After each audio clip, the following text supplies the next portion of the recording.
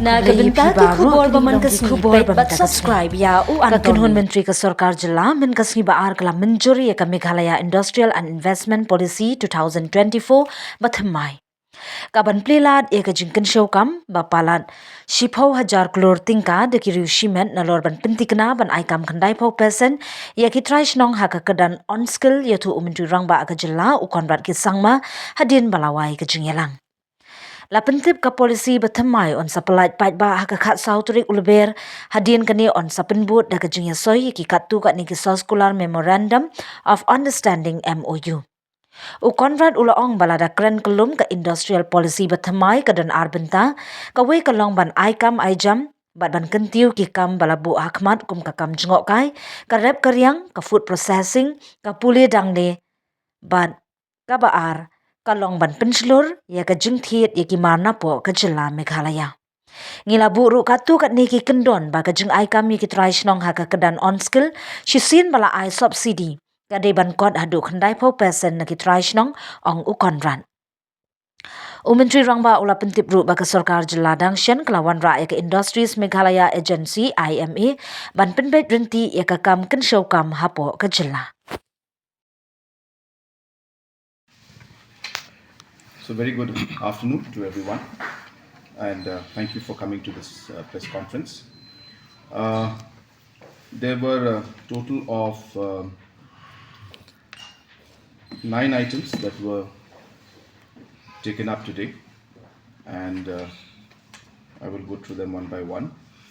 The first was the Meghalaya Industrial and Investment Policy. As you're aware that the government of Meghalaya has come out with the industrial the IMA, the agency, the Industries Meghalaya Agency, where basically we are trying to streamline the entire investment process, and we are trying to work towards ensuring that maximum investment in from the private sector comes into the state. And hence, in order to achieve that goal, we have come out with the new industrial and investment policy.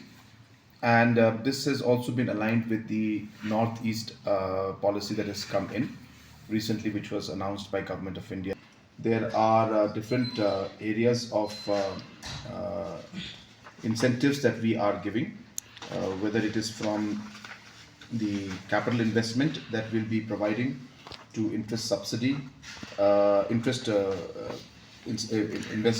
incentive for interest payments will be provided, and at the same time will be providing also certain components of GST, the SGST reimbursement. But as mentioned, that this has been aligned now with the central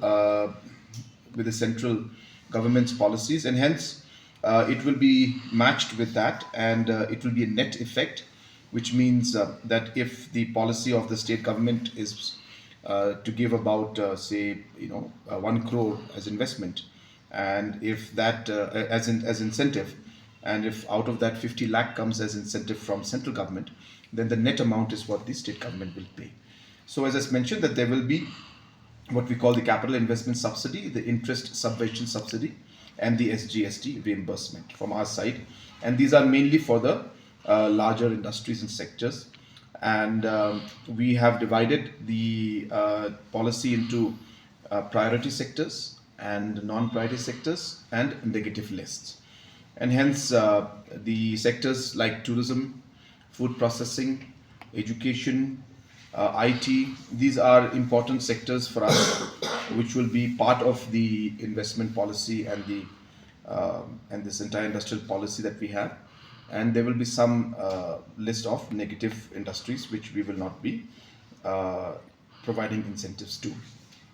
Apart from that, we have also worked out the policy in such a manner that we are able to promote our local entrepreneurs also, and hence some components have been provided where there will be some areas of procurement preferences being given to the local entrepreneurs and suppliers, transportation subsidy again for products being bought or raw materials being bought from within the state, We are giving what we call green incentive for people who will, have construct, for example, and we are also looking at a very large component of employee-related incentives. So there will be aspects of the EPF which will be refunded to a certain extent for the local domicile, and then there will also be incentive for setting up of different industrial parks also in the state.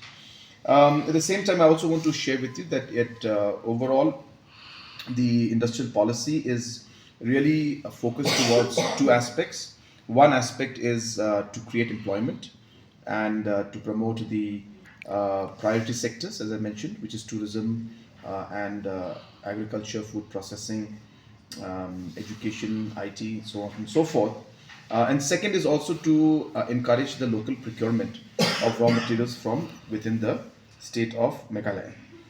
So these are the two main priorities with which we are moving forward, and we have also made some certain conditions in this that the local employment in the unskilled sectors, once the subsidies are given, should be to the tune of 90% from the local population, and wherever the specific skills are required, where for example if you require an optical fiber engineer or a special cook for some specific kind of food that is there, and if those skills are not available, so we are giving some space and room where for at least 2 years only 25% will be required to be employed locally, but in 2 years time that number has to go up to 50% at least. So these are for, as I said, specialized areas of certain managerial level or certain skill sets which may not be available here.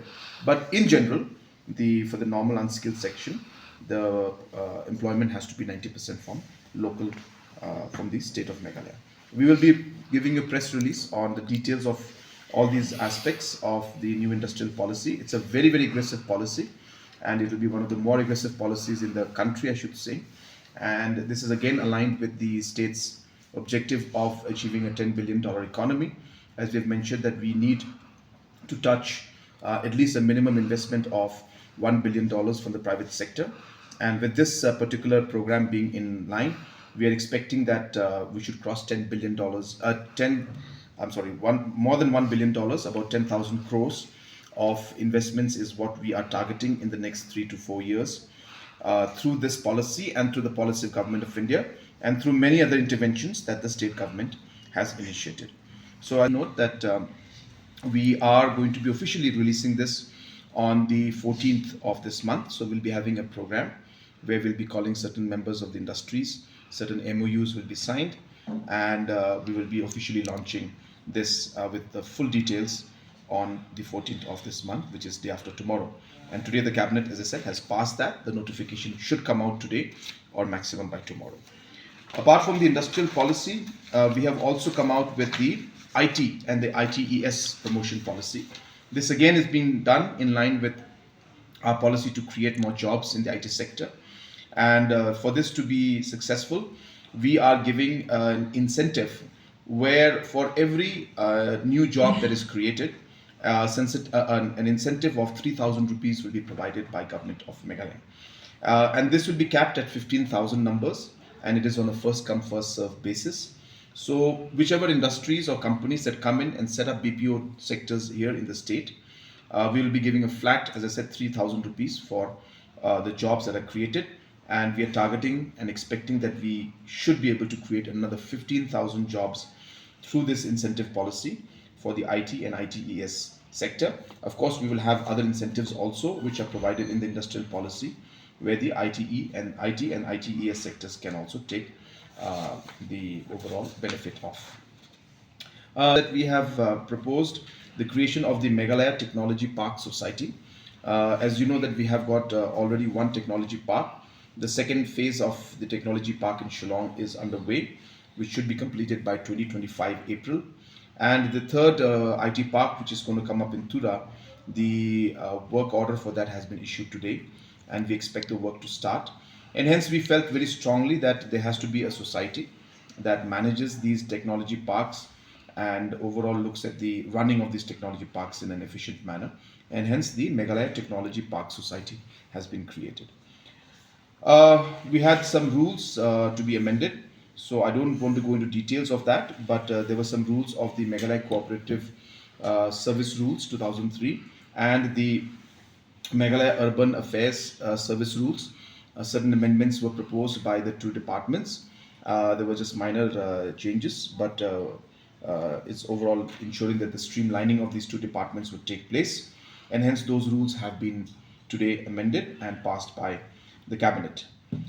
We have also cleared today the purchase of a landfill site in Rongakre in East Karo Hills. This is the landfill site which is going to be for the town of William Nagar. And as you are all aware that these new sites will not be technically landfill sites, but they will actually be sites where recycling and segregation of waste will take place. You are aware that yesterday we had laid the foundation stone for the biomining of Martin, and the work for this has already been allotted to one agency, and we expect the work to to start this week itself. And the same agency will also be working in Tura. So in similar lines for the new landfill sites also, though they are called landfill sites, but technically they will be recycling and segregation sites. So that has been cleared also by the cabinet today. We also did a small notification where in the state disaster and local disaster list, which includes many disasters under the SDRF, we have also included accidental drowning as one of the disasters, so that anybody who or any family that loses a dear one because of a drowning incident will also be eligible for the funds of roughly about 4 lakhs, if I'm not wrong, by the SDRF, which is given to the next of kin. So drowning, accidental drowning, has also been included in that list today with the approval of the cabinet. The last approval was taken for the extension of the RDSS scheme. So under the RDSS scheme, there are certain habitations which need to be further brought into the network of the electrification, those villages which have been left out. Government of India has approved that list, and the government is waiting for the official clearance and approval from the cabinet of the Meghalaya government. And once this is done, it will be sent to the central government, and this project to further connect some of the unelectrified habitations will also be taken up under the RDSS scheme. So this approval also was made today. So these were the